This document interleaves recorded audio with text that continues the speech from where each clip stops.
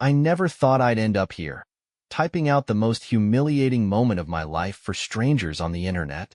But I need to get this off my chest. Maybe sharing this will help me make sense of what happened, or at least stop the replay loop in my mind. I can't keep this bottled up anymore. Let me start with the basics. My name is Matt, and I've been married to Lisa for 7 years.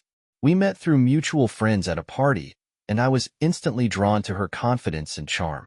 She was the kind of woman who could light up a room just by walking into it, and I felt lucky, no, blessed, that she chose me. Our marriage wasn't perfect, but I thought we were happy. I thought I was enough. Over the past few months, though, something changed. Lisa became more withdrawn, more secretive. Her phone never left her side. She started dressing up more than usual for girls' nights and began working late more often than her job ever seemed to demand. When I asked her about it, she brushed me off with excuses that sounded reasonable enough, until they didn't. I told myself not to overthink it. I wanted to trust her. I needed to trust her. But last night shattered everything. It was an ordinary evening, or so I thought. Lisa told me she was meeting some colleagues after work for drinks. I had no reason to doubt her, or maybe I just didn't want to face the alternative. After she left, I found myself restless, unable to focus on anything. I decided to go out and clear my head. There's a bar I like a few blocks from our house, quiet, unassuming. My go-to spot for a cold beer and a moment of peace. When I walked in, the first thing I noticed was the sound of laughter.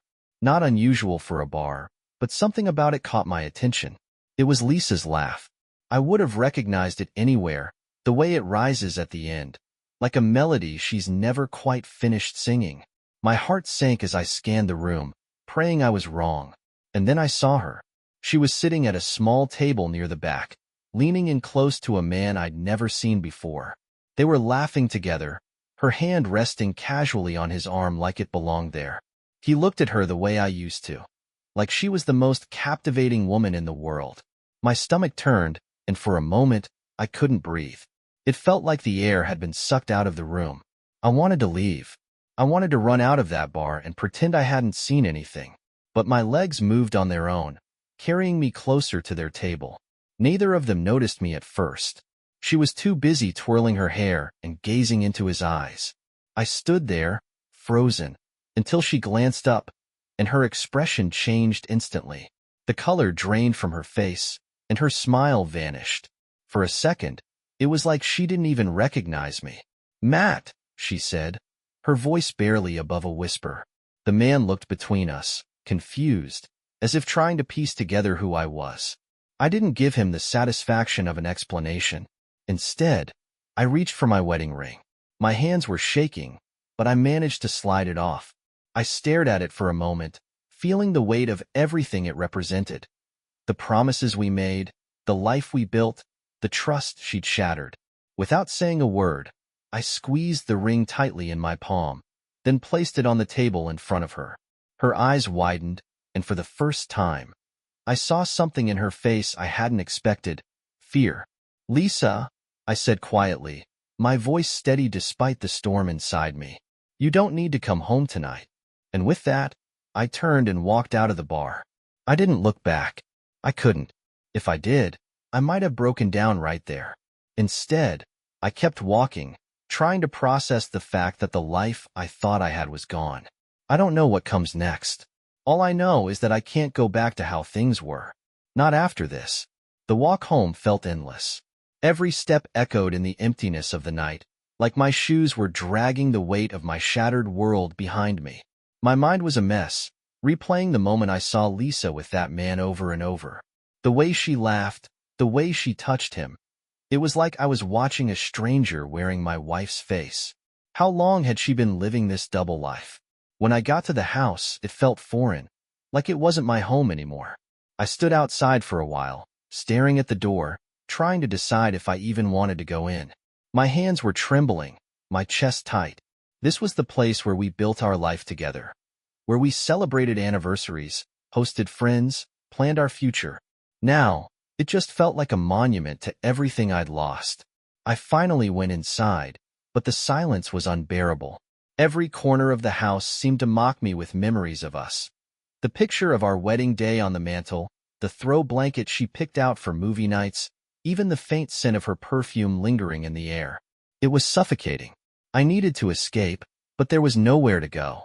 I sat on the couch, staring at nothing, the wedding ring still warm in my pocket. My thoughts were a whirlwind of questions I didn't want to answer. How long had this been going on? Was I just too blind to see it? And the hardest question of all, what did this mean for us? Part of me wanted to call her, demand answers, force her to explain herself. But what would that accomplish? The truth was already clear. I'd seen it with my own eyes. Still, the need to hear her side, to make sense of her betrayal, gnawed at me.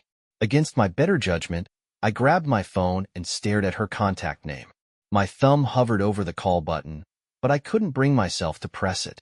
I don't know how long I sat there, lost in my thoughts, but eventually, I heard the sound of a car pulling into the driveway. My heart sank. She was home. I wasn't ready to face her, but I didn't have a choice. A moment later, the door opened and Lisa walked in. She froze when she saw me sitting on the couch, her purse dangling from her shoulder like she'd forgotten it was there. Her face was pale, her expression unreadable.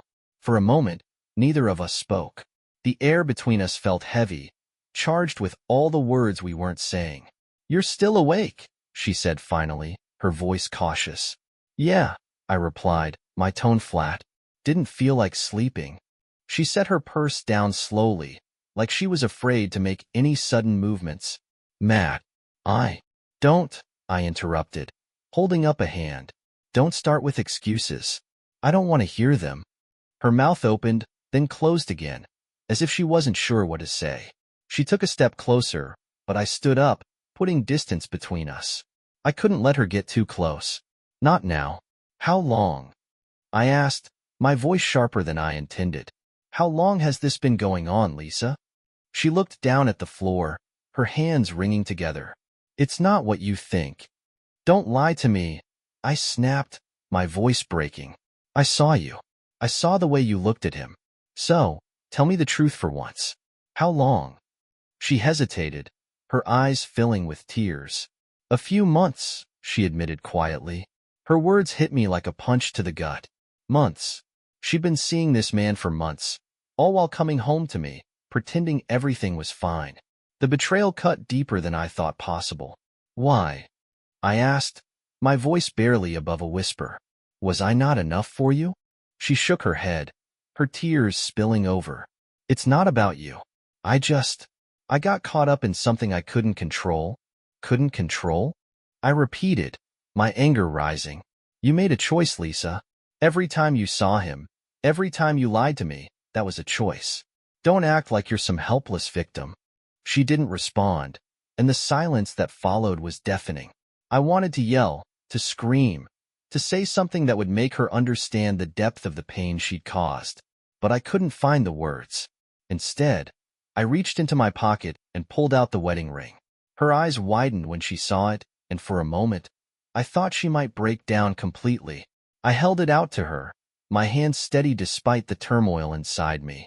"This doesn't mean anything anymore," I said, my voice cold. "You threw it all away." She didn't take the ring, so I placed it on the coffee table and walked past her, heading for the bedroom. I needed space, time to think, time to figure out what came next. But as I closed the door behind me, I couldn't shake the feeling that nothing would ever be the same again. The night dragged on like it was determined to stretch my misery as far as possible. I lay on the bed, staring at the ceiling, waiting for sleep that never came. My mind wouldn't shut off, replaying every detail of the night over and over again. The image of Lisa at that table, laughing and leaning into another man, was burned into my brain. I felt like I was trapped in a nightmare, except this was all too real. I could hear her pacing outside the bedroom door, probably debating whether to knock. Part of me wanted to hear her try to explain herself, to scramble for excuses that couldn't undo what I'd seen. But another part of me didn't want to hear her voice at all. I didn't want to face the reality of what she'd done. Eventually, the pacing stopped. I heard the creak of the couch as she sat down, and then silence. It was the kind of silence that fills every corner of a house, making it feel too big, too empty. This house, this life we built together, It all felt hollow now. By morning, I still hadn't slept. I got up, pulled on some clothes, and opened the bedroom door. Lisa was still on the couch, curled up under a blanket. Her eyes were red and puffy, like she'd spent the night crying. For a moment, I felt a flicker of something. Pity, maybe, but it was quickly swallowed by the anger and betrayal simmering just beneath the surface. She sat up when she saw me, clutching the blanket like it was some kind of shield. "Matt," she started, her voice hoarse, "can we talk?" I stared at her for a long moment, trying to decide if I even wanted to hear what she had to say. Finally, I nodded and sat down in the chair across from her, keeping as much distance between us as possible. "Talk," I said flatly. She took a deep breath, her hands trembling as she wrung them together. I don't know where to start," she said, her voice barely above a whisper. "How about the truth?" I snapped. "That would be a good place to start." She flinched at the sharpness in my tone but nodded. "It wasn't supposed to happen," she said. "I didn't plan for this." "Didn't plan for what, Lisa?" I demanded. "For months of lying? For sneaking around behind my back? Don't tell me this just happened. You made a choice." Her eyes filled with tears again, and she looked away. "I don't know why I did it," she said softly. "It was exciting, I guess. It made me feel alive." I couldn't believe what I was hearing. "Alive?" I repeated, my voice rising. "What about me? What about us?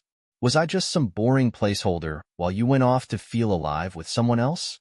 She shook her head, her tears spilling over. "It wasn't like that," she said. "I still love you, Matt." I laughed bitterly, the sound harsh and hollow. "Love me? You have a funny way of showing it."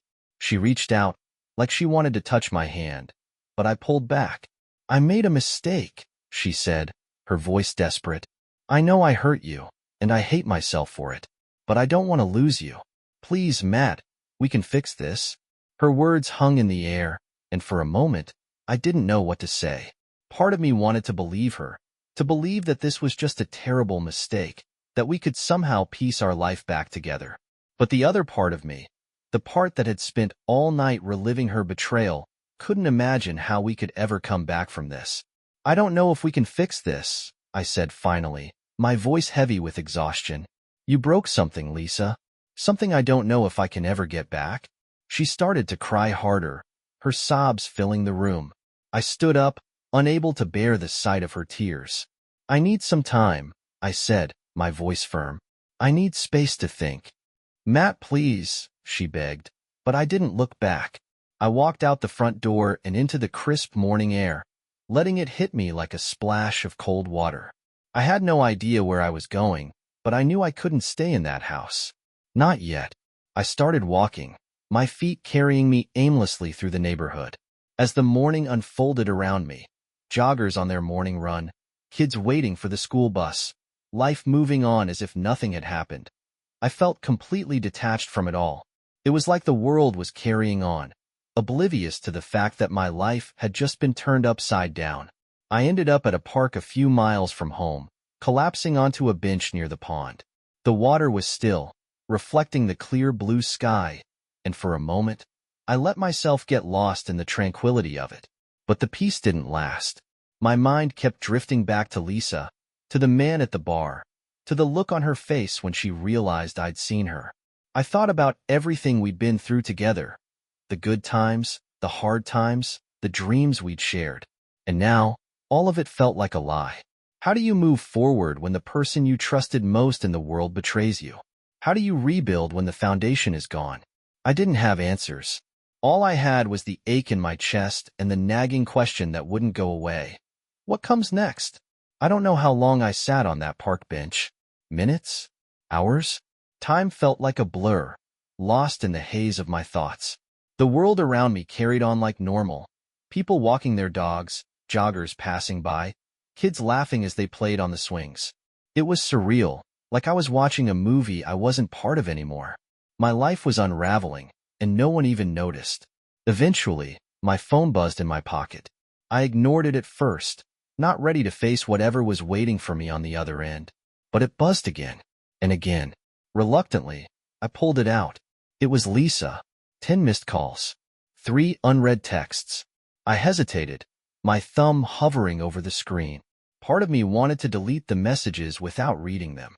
But curiosity, or maybe just some twisted sense of obligation, got the better of me. Her first text was simple. Matt, please come home. We need to talk. The second was longer. I know I've hurt you, and I know I've made mistakes, but we can't leave things like this. I love you. Please give me a chance to explain. And the third one stopped me cold.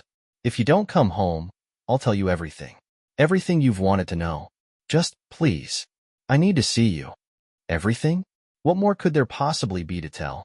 My stomach twisted as I reread the message, trying to decipher what she meant. Was there more to her betrayal than I already knew? The thought made my head spin. As much as I didn't want to face her, I couldn't ignore the possibility that she was hiding something even worse. Against my better judgment, I decided to go home. The walk back felt heavier than the walk away, like every step was dragging me closer to some grim revelation. By the time I reached the house, my heart was pounding, and my hands were clammy. I stood outside for a moment, staring at the door, bracing myself for whatever was waiting on the other side. When I finally walked in, Lisa was sitting on the couch, her face pale and her eyes red from crying. She looked up as I entered, relief washing over her face. "You came back," she said softly, her voice trembling. "I'm here," I said, keeping my distance. "Say what you need to say." She gestured for me to sit, but I stayed standing, my arms crossed. I didn't want to get too comfortable. Whatever she was about to tell me, I wasn't sure I'd want to stay afterward. Lisa took a shaky breath, her hands clasped tightly in her lap. "I need to tell you the truth," she began. "All of it. No more lies." I said nothing, just waited for her to continue. The silence was heavy, pressing down on both of us like a weight we couldn't escape. "I didn't meet him by accident," she admitted, her voice barely above a whisper. "The man at the bar, his name is Eric. He's someone I used to know. Someone from my past." My brow furrowed. "Your past?" She nodded, tears streaming down her cheeks. "We dated in college. It wasn't serious back then, but when I saw him again, something clicked. I don't know how to explain it. It's like all those old feelings came rushing back." "Old feelings?" I repeated, my voice laced with disbelief. "You're telling me you threw away our marriage for some guy you barely remember from college?" "It wasn't like that," she said quickly. "I didn't plan for this to happen. I swear. When I ran into him a few months ago, it was just supposed to be a friendly catch-up. But then one thing led to another, and you ended up in his arms." I finished for her, my tone bitter. She flinched but didn't deny it. "It was a mistake," she said, her voice breaking. "I know that now. But at the time, I don't know. I felt lost. Stuck. Like I wasn't good enough anymore." "Not good enough?" I echoed, my anger bubbling to the surface. "Lisa, I gave you everything. I've supported you, loved you, built a life with you. And you're telling me that wasn't enough?" "I don't know what's wrong with me," she sobbed, burying her face in her hands. "I hate myself for what I've done, Matt. I hate that I hurt you." Her words hung in the air, but they didn't bring me the comfort she probably hoped they would. I felt numb, like her confession had drained the last bit of feeling out of me. I wanted to yell, to cry, to demand answers, but what was the point? The damage was done. "I need some time," I said finally, my voice cold and distant. "I can't just pretend everything's okay." She looked up at me, desperation in her eyes. "Please, Matt, don't give up on us. I know I don't deserve it, but I'm begging you. Give me a chance to make this right." I stared at her for a long moment, searching for something, anything, that might convince me she was worth fighting for. But all I saw was the woman who'd betrayed me, the woman who'd made me question everything I thought I knew about love and loyalty. "I can't make any promises," I said quietly. "I need space to figure out what I want, what I need."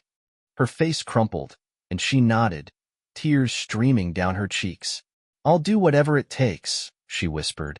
"I'll wait for you, no matter how long it takes." I didn't respond. I just turned and walked out of the room, leaving her alone with her guilt. As I climbed the stairs to the guest bedroom, I couldn't shake the feeling that this was only the beginning. Whatever came next, I knew one thing for certain. My life would never be the same again. I spent the next few days in the guest bedroom, avoiding Lisa as much as possible. The house felt like a minefield.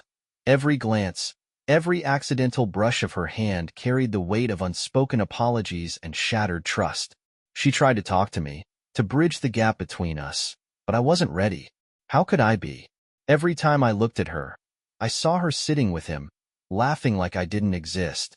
Lisa started leaving notes around the house. Little scraps of paper left on the kitchen counter or tucked under the door. They were short, simple apologies, promises to change, declarations of love. I read them all but didn't respond. Words felt meaningless now. What could she possibly say that would erase what she'd done? I threw myself into work, staying late at the office just to avoid going home. Even when I was there, I didn't feel like I belonged anymore.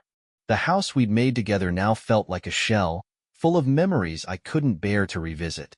Everywhere I turned, there was a reminder of what we'd lost. A photo from our honeymoon, a souvenir from a trip we'd taken, the smell of her perfume lingering in the air. It was suffocating. One evening, as I sat at my desk pretending to work, my phone buzzed with a text. It was from Lisa. "I know I've hurt you, but please don't shut me out. We need to talk." I stared at the message for a long time, my finger hovering over the reply button, but I didn't know what to say. What was there to say? Instead, I put my phone down and leaned back in my chair, staring at the ceiling. I wasn't ready to talk. I wasn't even sure if I wanted to. The distance between us felt insurmountable, and every passing day made it harder to imagine a way back. I wasn't sure if I even wanted one.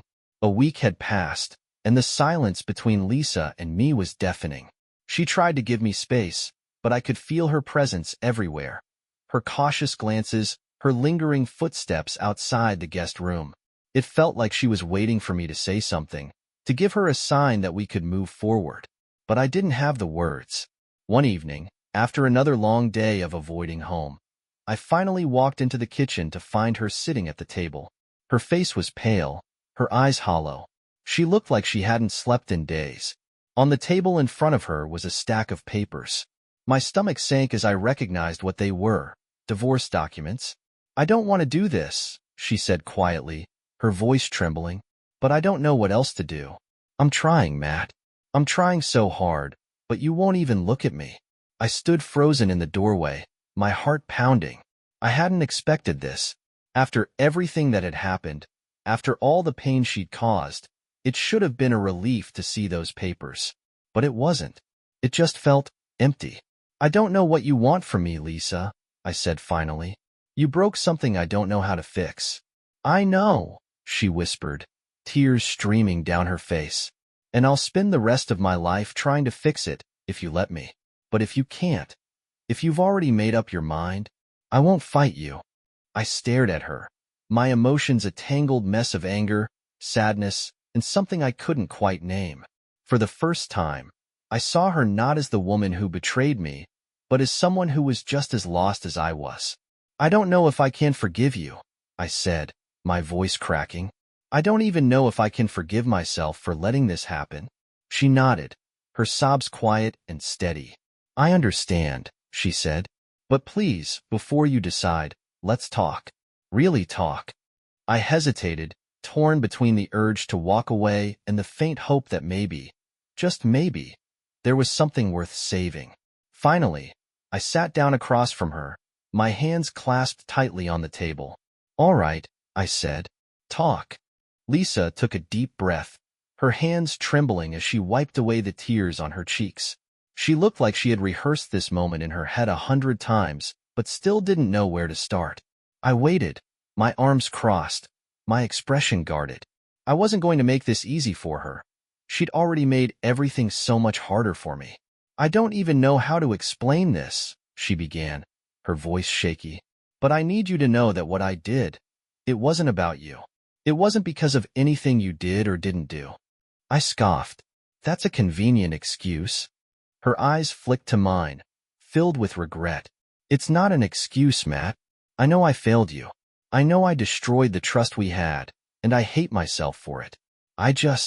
I've been feeling so lost. Like I don't even know who I am anymore. Lost? I repeated, incredulous. So your solution was to betray me? To find yourself in someone else's arms? She winced at my words, but didn't deny them. It wasn't like that at first, she said softly. When I ran into Eric again, I thought it was harmless. Just a familiar face, someone who knew me before we had this life, this house, this pressure. Pressure? I interrupted. What pressure? I've done nothing but support you, Lisa. I've been here, every step of the way. I thought we were a team. Were, she stammered. I don't even know how to explain it. It's like I got caught in this spiral, and I didn't know how to stop. And by the time I realized how far I'd gone, I'd already ruined everything. I stared at her, my emotions a storm inside me. Her words sounded desperate, but they didn't give me the answers I wanted. How could she throw everything away and call it a spiral? How could she let someone else into the life we built together? What about him? I asked coldly. What was Eric to you? Just a fling? Or something more? Her face crumpled, and she looked down at the table. I don't know, she whispered. It felt exciting at first, like I was stepping into another life. But it wasn't real. None of it was real. I see that now. He doesn't matter, Matt. You do. Funny, I said bitterly. You didn't seem to think that when you were with him. I know, she cried, her voice breaking. I know I've hurt you in ways I can't take back. And I don't expect you to forgive me, but I need you to know that I never stopped loving you. Even when I was at my worst, you were always in my heart. Her words hit me like a punch to the gut. I wanted to believe her, but the weight of her betrayal crushed any hope I might have felt. Love wasn't supposed to feel like this. It wasn't supposed to destroy you. I don't know if love is enough anymore, Lisa, I said quietly. You can say you love me all you want, but it doesn't change what you did. She nodded, tears streaming down her face. I know, she said, but I'm begging you, Matt. Don't let this be the end of us. Please. I looked at her, the woman I thought I'd spend the rest of my life with, and I didn't know what to feel. Anger, sadness, exhaustion. A part of me wanted to reach for her, to hold her and pretend this was all a bad dream. But another part of me, the part that couldn't forget the image of her with him, knew that things could never go back to the way they were. I need time, I said finally. Time to figure out if I can even live with this. If we can ever come back from it. She nodded, her shoulders sagging in defeat. Take all the time you need, she whispered. I'll be here, waiting. I stood up, my chest heavy, and left the room. As I closed the door behind me, I realized something that scared me more than anything. I wasn't sure if I wanted to go back. The days that followed were a blur of emotions. Anger, sadness, confusion, and, strangely, hope. I spent a lot of time alone, walking through parks, sitting in coffee shops, and driving aimlessly through the city. I was trying to figure out what I wanted, what I needed, and whether Lisa had a place in that picture anymore. It wasn't an easy process. Healing never is. Lisa stayed true to her word. She gave me space. For the first time in weeks, there were no texts, no notes, no attempts to force a conversation. She went about her days quietly, and though the house still felt heavy with tension, I started to notice something different about her. She wasn't just apologizing anymore. She was changing. I saw it in the way she went out of her way to help around the house, to pick up some of the things I'd always handled. I saw it in the books she started reading, ones about self-reflection and rebuilding trust. I even overheard her on the phone with a therapist, scheduling an appointment for herself. She wasn't asking for forgiveness with words anymore. She was showing me through actions. And that was something I hadn't expected. One evening, I decided to sit down with her. Not to fight, not to demand answers, but to talk. Really talk. We sat across from each other at the kitchen table, the same place where the divorce papers had once sat. This time, there was no tension, no blame, just two people trying to understand each other. I've been thinking a lot, I started, breaking the silence. About us, about what happened, about the kind of person I want to be. Lisa nodded, her expression calm but cautious. And what have you figured out?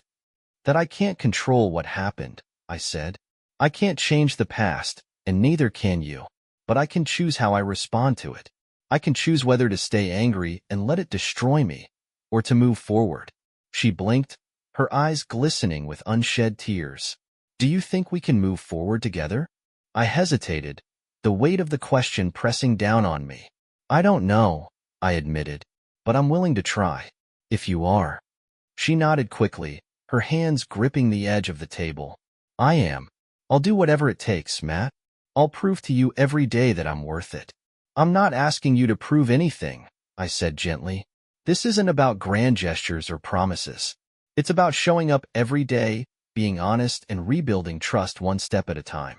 We talked for hours that night, laying everything out on the table, the pain, the mistakes, the fears, and the hopes. It wasn't easy, but it felt real. For the first time in a long time, I felt like we were on the same team again. It didn't happen overnight, but slowly, things began to shift. We started seeing a counselor together, working through the tangled mess of emotions and broken trust. Lisa kept up with her own therapy, and I did some soul-searching of my own. I realized that I couldn't heal if I stayed stuck in anger and resentment. Letting go didn't mean forgetting. It meant choosing to move forward. One day, months later, I looked at her and felt something I hadn't felt in a long time. Hope. Hope that we could build something new, something stronger, out of the ashes of what we'd lost. It wasn't the same love we'd started with. It was something harder, more honest, and more real. This journey taught me that life isn't about being perfect. It's about falling, breaking, and choosing to stand back up. It's about facing the darkest parts of ourselves and deciding to fight for something better. And sometimes it's about giving someone a second chance, not because they deserve it, but because love is worth fighting for. I don't know what the future holds for Lisa and me, but I know one thing. I'm not afraid of it anymore. Whatever happens, I'll face it with an open heart and the strength I've found in myself. Because at the end of the day, that's what healing is. It's not about forgetting the pain, but learning to grow beyond it. And I'm ready to grow.